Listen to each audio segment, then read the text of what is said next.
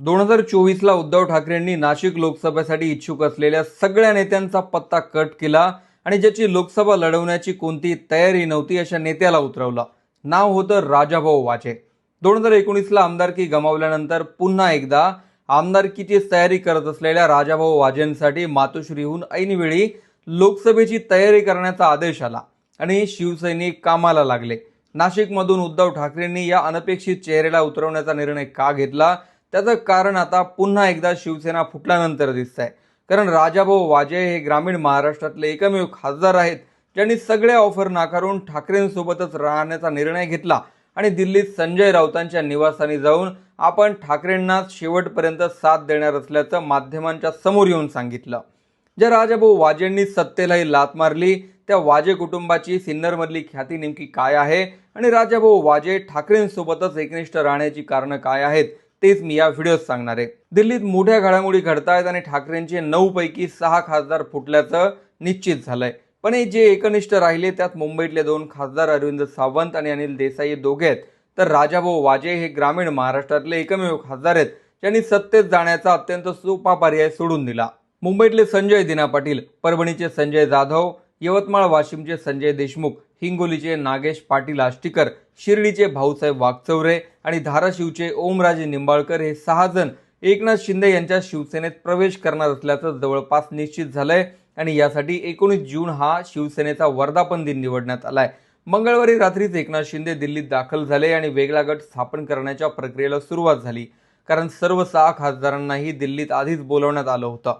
ज्या राजाभाऊ वाजे यांची ही स्टोरी आहे ते वाजे खरं तर 2014 ला कोणतीही पूर्वतयारी नसताना पक्षाचे आदेश आले आणि खासदारकीच्या तयारीला लागले. नाशिकची जागा महायुतीत राष्ट्रवादीला सुटणार की शिवसेनेला हे शेवटपर्यंत ठरलेलं नव्हतं आणि याचाच फायदा घेऊन राजाभाऊ वाजेने मतदारसंघ पिंधून काढायला सुरुवात केली.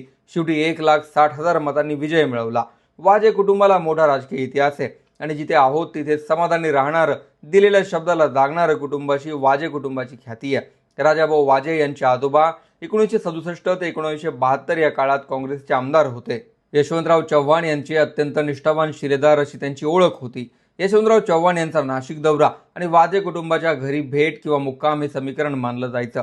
राजाभाऊंच्या चुलत आजी या सुद्धा आमदार राहिल्या, तर सख्या आजी मथुराबाई शंकरराव वाजे यांनी उत्तर महाराष्ट्रातल्या पहिल्या महिला नगराध्यक्ष होण्याचा मान मिळवला. स्थानिक राजकारणापासून ते मंत्रालयापर्यंत वाजे कुटुंबाची पकड घट्ट होती. आजोबांनंतर राजाभाऊंचे वडील राजकारणात सक्रिय झाले. ते शरद पवारांचे अत्यंत विश्वासू सहकारी बनले. आधी काँग्रेसमध्ये आणि नंतर राष्ट्रवादीची स्थापना झाल्यानंतरही प्रकाश वाजे पवारांसोबत एकनिष्ठ राहिले. मात्र 2009 ला स्थानिक समीकरण पाहून प्रकाश वाजेंनी शिवसेनेकडून निवडणूक लढवली. या निवडणुकीत वडिलांचा पराभव झाल्यानंतर राजाभाऊ वाजे खऱ्या अर्थाने राजकारणात उतरले. 2012 पर्यंत कोणत्याही पक्षात नसलेले आणि पतसंस्था आणि वैद्यकीय मदतीची कामं करणारे राजाभाऊ प्रत्यक्ष निवडणुकीच्या राजकारणाला सुरुवात केली आणि वाजे कुटुंबाचा वारसा इथे कामी आला.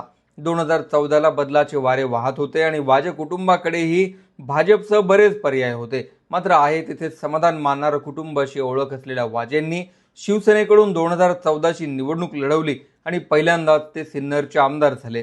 आजोबा आणि आजींचा वारसा पुन्हा एकदा राजाभाऊ वाजेंच्या हातात आला. 2012 ला राजकारणाची सुरुवात केली असली तरी राजाभाऊ वाजेंकडे कुटुंबाच्या राजकारणाचा वारसा होता आणि स्थानिक स्तरावर संस्थांच्या माध्यमातून समाजकारण सुरूच होतं. मतदारसंघासह उत्तर महाराष्ट्रातल्या रुग्णांना मदत करणं हा राजाभाऊंचा छंद होता आणि ते आजही त्यातच समाधानी असतात. सामाजिक कामामुळे सर्वमान्य अशी प्रतिमा तयार झाली. कधीही उपलब्ध होणारा नेता अशी ओळख बनली.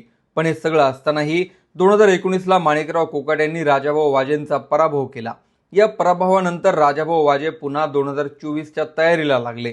2.5 वर्षांसाठी का होईना उद्धव ठाकरेंचं सरकार आलेलं असल्यामुळे लोकांची कामही होऊ लागली. पक्षाचं संघटन आणि 2024 च्या आमदारकीची तयारी हे 2च टार्गेट राजाभाऊ वाजेंच्या समोर होते.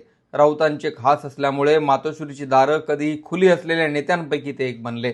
शिवसेना 2022 ला फुटल्यानंतर नाशिकमध्ये पोकळी तयार झाली होती आणि लोकसभेसाठी सर्वमान्य चेहरा देण्याचं आव्हान ठाकरेंसमोर होता. संजय राऊतांनी यावेळी सगळ्यांचा पत्ता कट करून ठाकरेंसमोर राजाभाऊ वाजे यांच्या नावाचा प्रस्ताव ठेवला.